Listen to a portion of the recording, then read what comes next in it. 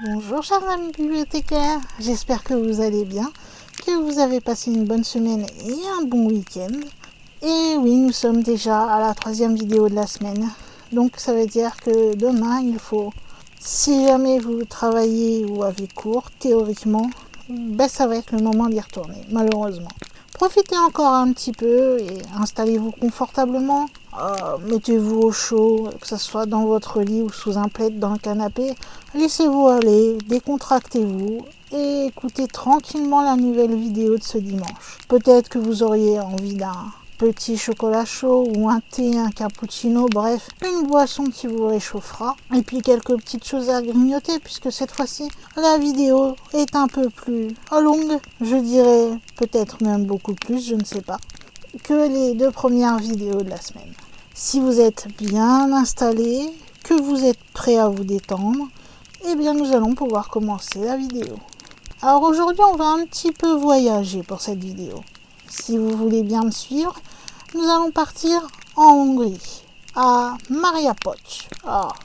Je suis désolée si je déforme le nom. Je ne sais pas, j'allais dire je ne sais pas parler hongrois. Je ne sais même pas si on parle du hongrois en Hongrie, donc j'ai pas envie de dire des conneries non plus. Excusez-moi pour la grossièreté. Mais en tout cas, c'est comme ça que je vais le prononcer tout le long de la vidéo et je m'excuse si c'est pas comme ça que cela se prononce.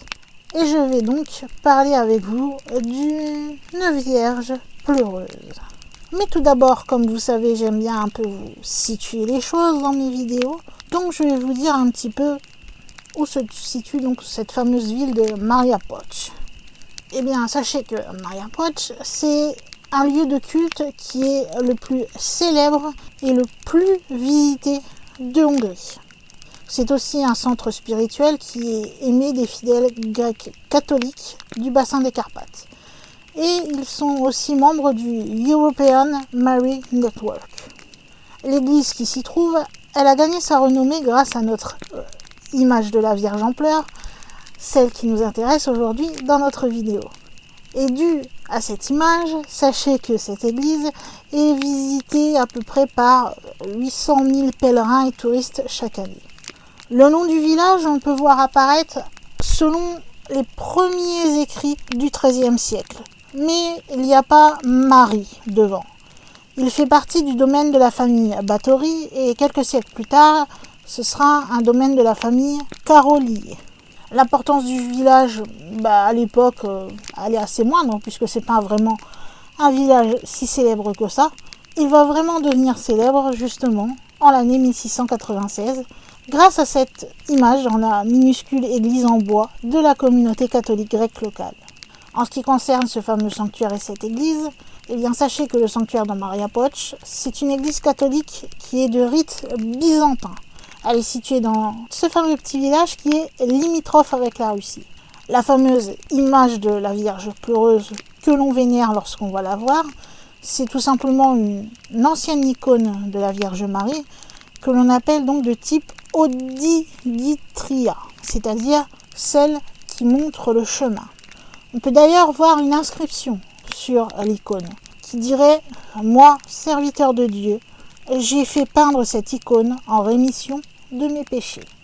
Vous allez comprendre pourquoi cette phrase a été inscrite sur ce tableau.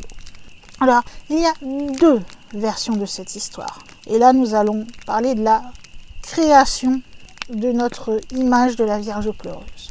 L'une des versions, et celle qui est la plus connue, dit que c'est un membre de la congrégation de Pocs, du nom de László Dzigár, qui va entreprendre comme une action de grâce pour son évasion miraculeuse de son emprisonnement par les Turcs, de faire peindre ce fameux tableau de la Sainte Vierge, qui est une partie indispensable de l'iconostase. Celui qui aurait peint ce tableau était le frère cadet du prêtre local, István Pap. Il avait aussi peint l'icône de 6 forains hongrois. L'icône va devenir vénérée et va porter cette fameuse inscription donc qu'a demandé László Dzigár, c'est-à-dire « Moi, serviteur de Dieu, j'ai fait peindre cette icône en rémission de mes péchés ». Mais si on suit plus un récit traditionnel, la version change quelque peu, puisque ça part un peu du même concept si vous voulez, mais il y a certaines incohérences. Dans l'autre version traditionnelle, on y dit que ce n'est pas László, mais Ladislas Tigri, qui était un fils de paysan hongrois et âgé de 8 ans, qui à l'époque aurait été enlevé par les Ottomans en 1696. Et là, selon ceux qui ont fait des recherches, c'est assez difficile à comprendre, puisque est-ce que ces deux personnes, donc László et Ladislas, sont les mêmes personnes? Est-ce que ce sont d'autres personnes? Ça reste à voir. Mais l'erreur qui a été reconnue la plus flagrante, ce sont les erreurs de date qui sont données par rapport à ce récit traditionnel. Tout simplement, parce que je vous le dirai un peu plus en détail plus tard, c'est que les Ottomans, ils sont partis en 1686. Donc comment ce jeune garçon de 8 ans aurait pu être enlevé par les Ottomans en 1696, c'est-à-dire 10 ans plus tard? Là, il y a un petit problème de concordance des dates. Donc voilà, vous avez les deux fameuses possibles histoires qui auraient amené à la création de ce tableau qui est devenu une icône pour cette église de Mariapotch. Une fois ce tableau peint, il va être installé donc dans l'église et tout va commencer en fait le 4 novembre 1696. Il y a beaucoup de croyants qui sont réunis dans l'église puisqu'il y a une sainte liturgie. C'est alors que les croyants vont commencer à remarquer qu'il y a des larmes qui coulent assez abondamment des deux yeux de la Sainte Vierge. L'événement, vous vous doutez, pour tout croyant est assez exceptionnel et ceux qui y assistent sont en admiration devant cette icône peinte. Le bruit va être transmis que le tableau de la Vierge a pleuré et du coup, le jour suivant, il va y avoir foule à l'église. On pouvait aussi bien y voir des simples fonctionnaires, des fonctionnaires de l'empereur, des gens qui appartenaient à d'autres églises qui sont venus spécialement dans celle-là pour voir ce qui s'y passait, et des gens de tous les jours, simples, je n'aime pas ce terme, mais entre guillemets, des gens normaux. Au total, les pleurs vont durer 2 semaines non-stop. Il y aura des pauses, mais qui seront assez courtes, jusqu'au 8 décembre. À cette époque, il y a un officier général autrichien, le comte Corbelli, qui va venir visiter l'église avec ses disciples. Il va examiner l'image pour vérifier que ce n'est pas une supercherie. Il va d'ailleurs essuyer lui-même les larmes qui coulaient du tableau. Le curé, lui aussi, va recueillir dans un mouchoir de soie ce qu'il appelait des perles précieuses de la miséricorde, et il va les envoyer à l'évêque d'Eger ou d'Eger, je suis désolée. On va enquêter, encore une fois pour savoir si c'est pas quelque chose juste pour faire un peu mieux connaître cette ville et que tout est créé de toutes pièces. Eh bien, le résultat de l'enquête, c'est qu'elle confirme qu'il y a bien une origine surnaturelle au phénomène de cette Vierge qui pleure. Les témoins de la scène vont déclarer que les larmes avaient effectivement eu lieu, qu'ils les avaient vues de leurs propres yeux couler du tableau, et ils ont même été jusqu'à prêter serment de ce qu'ils avaient vu. D'ailleurs, pour ceux que ça intéresse, mais il faut vraiment être à fond là-dedans, sachez que le compte-rendu de l'audience, vous pouvez le trouver dans la collection Evénétie à l'université de Budapest. À cette période historique, on a le Kaiser autrichien et le roi hongrois Léopold Ier qui vont justement entendre parler de cette petite ville de Mariapotch et de ce tableau dont la Vierge pleurerait. Le Kaiser est plus affecté que les autres, si nous pouvons dire cela, par rapport aux vœux qu'a fait sa femme, la reine consort Éléanore. Il va alors ordonner que ce tableau de la Vierge en pleurs soit livré à la ville impériale. On ne sait pas exactement la raison précise, ce sentiment assez fort pour que le Kaiser prenne la décision de faire venir le tableau jusqu'à la ville impériale. Mais en tout cas, sachez que celui-ci n'a pas vraiment eu le temps de s'habituer à son miracle, quelque part parmi les fidèles de Potch. Puisque à peine ils ont eu le miracle que c'est arrivé aux yeux du Kaiser, que le Kaiser, hop, il a fait emporter l'image. Donc ils sont sentis un peu volés dans l'histoire, mais vous allez voir qu'ils n'ont rien perdu pour autant. Et d'ailleurs, pour la petite histoire, et c'est là justement où je vous rappelle le petit problème de date juste en haut, sachez que Budapest, la capitale de la Hongrie, a été occupée depuis 1541 par les Ottomans, c'est-à-dire les musulmans turcs. Et elle fut libérée en 1686. Donc, je vous rappelle, impossible que notre petit garçon de 8 ans se soit fait enlever par les Ottomans en 1696, vu qu'il n'occupait plus la capitale. En 1693, l'empereur Léopold Ier va alors renouveler son acte national de confiance envers la Vierge Marie. Alors, son acte, c'était pas apparemment juste pour le fait de voler ce fameux tableau quelque part aux habitants de Poche, mais c'est surtout qu'il avait apparemment un lien assez profond avec la Vierge Marie. En 1697, les Turcs vont être définitivement, eux, chassés du territoire austro-hongrois. C'était juste pour le petit rappel historique. Mais revenons-en à notre tableau. Le tableau va faire son petit bonhomme de chemin pour finalement arriver et être déposé à sa place finale, qui est le Stephansdom de Vienne, quelques semaines plus tard. On peut d'ailleurs encore observer le tableau, qui se trouve sur un autel avec baldaquin en marbre dans le bas-côté sud, et il va gagner un respect considérable, et encore de nos jours, c'est un tableau apparemment qui est encore bien considéré. Le plaisir des Viennois à avoir eu ce fameux tableau, c'est devenu la tristesse la plus profonde quelque part du peuple de Poche et de la nation, car ils se sentent privés de ce petit miracle de leur tableau de la Vierge qui pleure. D'ailleurs, le sentiment douloureux qu'a éprouvé le peuple de Poche va être formulé par Ferenc Rákóczi II, qui va compiler les dommages subis par le comté de Poche dans une liste de plaintes qu'il va adresser à l'empereur directement.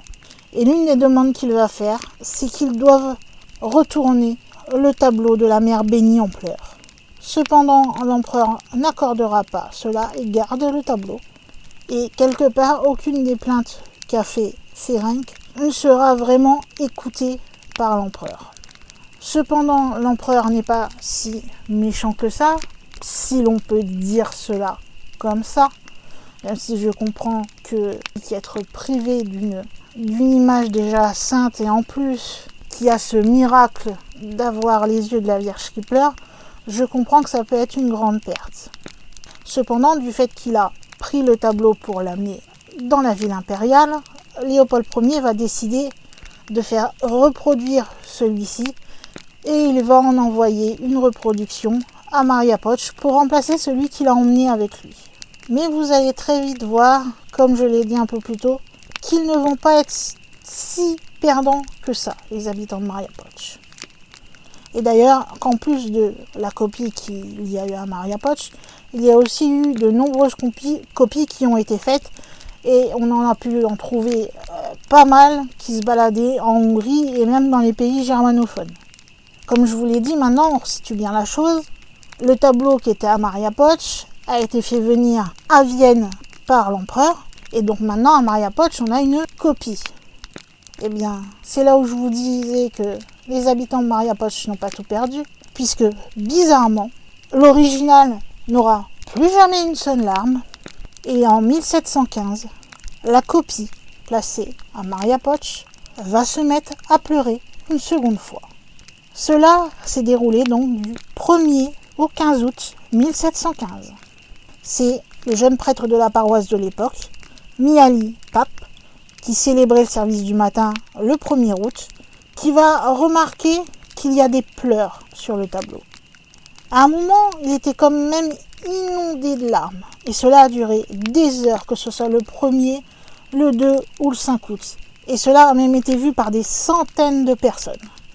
Pendant les jours qui vont suivre cet événement miraculeux, notre fameux évêque d'Eger ou d'Eger, que je ne sais toujours pas comment on prononce, Gábor Antal Erdődy, va faire examiner officiellement les événements. Là encore, pour vérifier supercherie ou non. Toutes les déclarations des témoins vont être enregistrées et tous authentifient la vérité des pleurs. D'ailleurs, de tels témoignages peuvent être trouvés sur le mur d'allée de l'hôtel de dévotion. Après cette seconde période de pleurs, vous vous doutez que cela a commencé à dépasser un peu les frontières de ce petit comté de Poche et donc de Maria Poche et de ses alentours, et que ça a amené beaucoup plus de curieux à venir faire son petit pèlerinage dans l'église. Je vous rappelle qu'à la base, l'église de Maria Poch n'est qu'une simple petite église de bois, qui est vraiment petite pour le coup, juste pour ses habitants. Et vu le nombre de personnes qui maintenant veulent venir à l'église, et ça va devenir très vite raisonnable de se décider à construire une nouvelle église. C'est ce qui sera fait, et la construction va être initiée par le basilican supérieur, frater Gennadius Georgi Byzantzi, et elle sera poursuivie par l'évêque Manuel Mihaly Ozladski. On va d'abord commencer par construire le monastère, puis l'église sera consacrée en l'honneur de Saint Michel.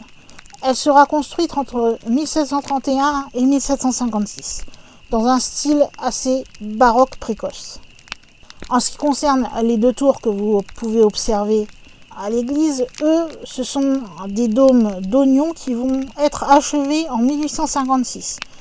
Ça va permettre en fait d'élever les anciennes tours qu'il y avait.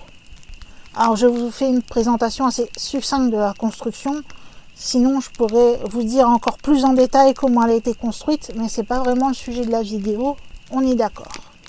Maintenant que l'église est agrandie, que les fidèles peuvent venir observer, possiblement, puisqu'on ne sait pas, c'est arrivé 2 fois, est-ce qu'elle va arrêter de pleurer ou va-t-elle encore pleurer? Les fidèles sont curieux et donc sont toujours assez nombreux à venir.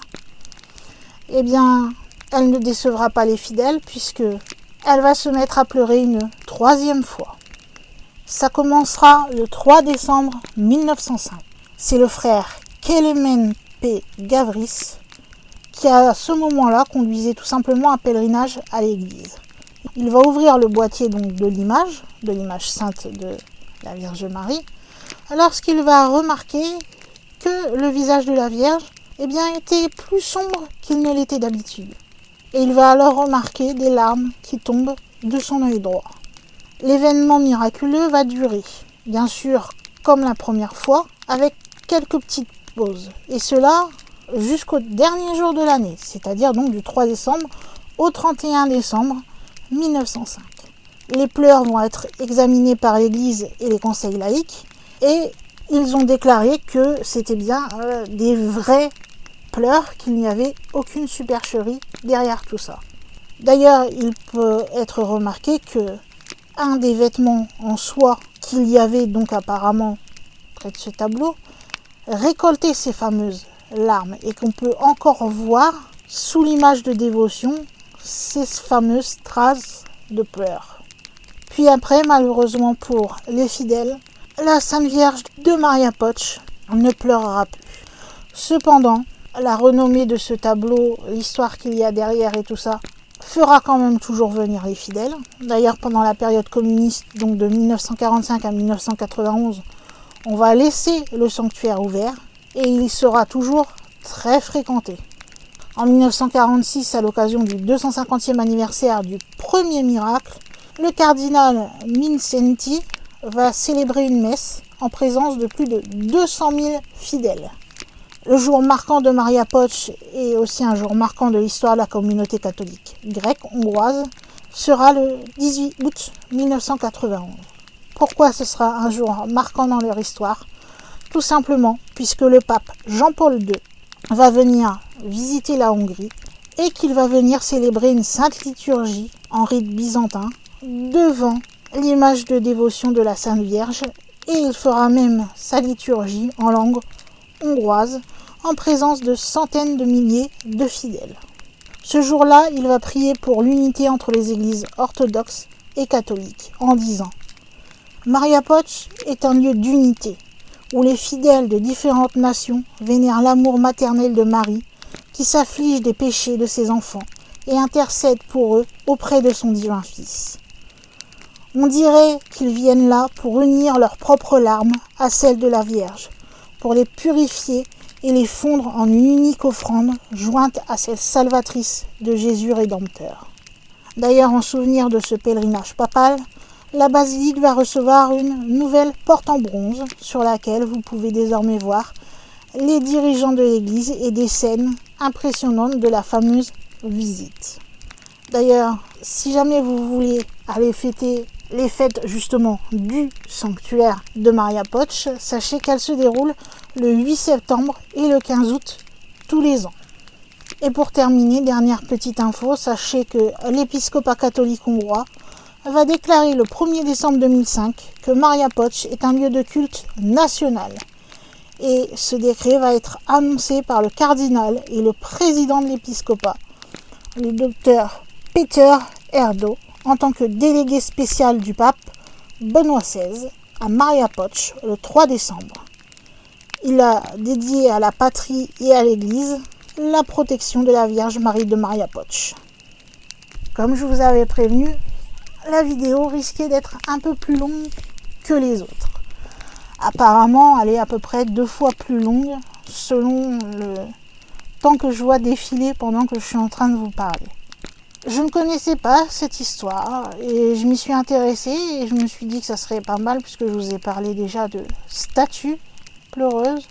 Mais il me semble, à moins que j'ai très mauvaise mémoire et c'est fortement possible, que je n'avais pas encore évoqué de tableau ou du moins d'icônes ou d'images selon comment vous qualifiez cela. Parce que comme vous le savez, moi je n'ai aucune religion donc je ne sais pas quel nom exact vous donner à cette image. Moi j'appelle ça un tableau. Des moments où vous l'aviez vu, on qualifie seulement image ou icône. Donc tous les mots sont utilisés, donc je ne sais pas lequel est le plus approprié.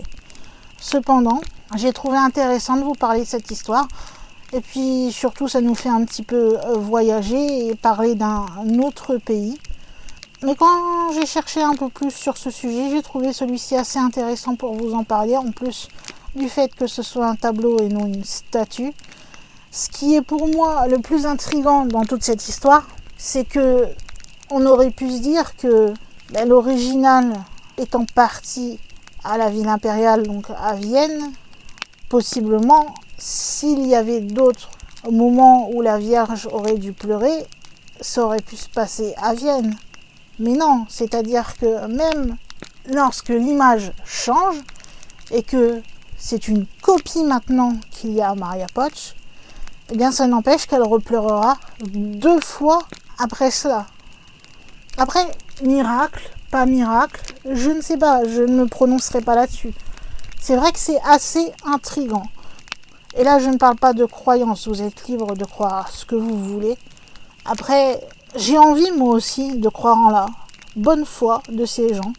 Et je me dis que oui, possiblement, il s'est passé quelque chose. Un miracle, oui, possiblement. Bon là, 3 miracles du coup. En tout cas, ce qui est sûr, c'est que cette histoire est assez intrigante. Est-ce que les enquêtes qui ont été faites ont été jusqu'à examiner en profondeur le tableau, etc., pour voir s'il n'y avait pas eu des mécanismes pour faire pleurer la Vierge ou quoi? J'en ai pas trouvé plus que ça. Tout ce qu'on sait, c'est que l'Église a reconnu que c'était surnaturel, du moins la première fois, qu'il y a eu à chaque fois des centaines de témoins pour observer ce qu'il s'est passé. Donc même si je ne suis pas croyante, eh bien, j'ai bien envie de croire que quelquefois ces genres de miracles puissent exister. Et je ne peux pas me permettre de dire que c'est totalement faux quelque part, puisque moi je n'étais pas là, je n'ai fait aucune expertise, rien du tout. Donc voilà, c'est à vous, comme d'habitude, généralement, c'est ce que j'ai tendance à dire dans mes vidéos, c'est-à-dire à vous de savoir si vous croyez ou non à ce phénomène et à ce qui s'est passé pendant ces années-là, donc ces 3 périodes différentes en Hongrie à Maria Poch. De toute façon, vous savez que vous pouvez me dire ce que vous avez pensé de cela dans les commentaires. Est-ce que vous pensez que ça n'a pas été assez inspecté? Est-ce que vous pensez que c'est possiblement une supercherie? Est-ce que vous pensez que c'est un miracle, en effet? Ou peut-être vous pensez totalement autre chose. Tout ça, vous pouvez me le dire dans les commentaires. Il n'y a aucun problème. Et encore une fois, je respecte le fait que vous soyez croyant et que vous croyez pleinement au miracle. Moi, je ne sais pas quoi en penser personnellement, donc je ne dirai rien. Et puis, si vous avez apprécié cette histoire et que vous la connaissiez peut-être pas, eh bien, vous pouvez me montrer que cela vous a plu en me laissant un petit pouce en l'air ou un like. Et si vous débarquez sur cette chaîne et que vous n'êtes pas au courant de quoi parle cette chaîne précisément, vous avez dû vous en douter au vu du titre de la chaîne que je parle de surnaturel, ou paranormal, selon le terme que vous voulez employer, et cela dans son plus large éventail, puisque j'évoque beaucoup de sujets. Donc si vous êtes passionné par cela, je pense que forcément un des thèmes que j'aborde devrait vous plaire, voire plusieurs. Donc surtout, n'hésitez pas, si cette vidéo vous a plu et que vous voulez découvrir d'autres sujets et d'autres thèmes, à vous abonner à la chaîne. Moi, ça me fera plaisir de voir que mes recherches et mon travail plaisent aux gens, du moins assez pour qu'ils veuillent voir d'autres vidéos, aussi simples soient-elles, par une simple amatrice que je suis sur YouTube. Si vous êtes abonné, normalement d'ailleurs, je vous remercie d'abord et vous souhaite la bienvenue. Et normalement, vous avez dû voir une petite cloche qui est apparue à côté du mot abonné. En fait, cette petite cloche, elle est tout simplement là pour vous permettre de recevoir des notifications quand une vidéo sera publiée sur la chaîne. Moi, ce que je vous conseille, si vous voulez vraiment ne louper aucune vidéo, c'est tout simplement de cliquer sur la cloche, de cocher tout en haut, toutes, pour recevoir toutes les notifications qui sont liées à la chaîne. Comme ça, dès qu'une vidéo est publiée, si YouTube fonctionne bien, il vous enverra une notification, vous n'aurez plus qu'à cliquer dessus et vous aurez accès directement à la vidéo et vous n'aurez plus qu'à vous poser tranquillement et à la regarder ou l'écouter selon ce que vous aimez faire. Si vous faites autre chose en m'écoutant, comme vous savez, vous n'êtes pas obligé spécialement de regarder mes vidéos, puisque généralement j'ai plus l'habitude de voir ça dans une façon un peu podcast, donc vous pouvez faire ce que vous voulez à côté, vous n'êtes pas obligé de fixer l'écran en permanence. Et pour terminer, vous savez que vous pouvez partager cette vidéo partout où c'est possible de le faire, que ce soit autour de vous, donc que ce soit très bien à vos voisins, à vos collègues de travail, à vos amis, à votre famille, enfin à tous ceux avec qui vous pouvez parler sans jugement de paranormal, et puis aussi virtuellement parlant, avec tout ce qui concerne le partage par mail, sur les réseaux sociaux, sur des sites, ou bien sur des blogs ou d'autres moyens encore que je ne connais pas sur Internet qui permettent de partager du contenu. Je vous remercie si vous faites cela, si vous faites connaître cette chaîne à d'autres personnes qui sont susceptibles d'aimer le paranormal et qui donc vont faire que les murs de la bibliothèque vont s'agrandir pour accueillir des nouveaux membres. En tout cas, pour cette semaine, je crois qu'il va être temps pour moi, en tant que gardienne de la bibliothèque, de fermer les portes de celle-ci et de vous dire à la semaine prochaine pour de prochaines vidéos. Bye!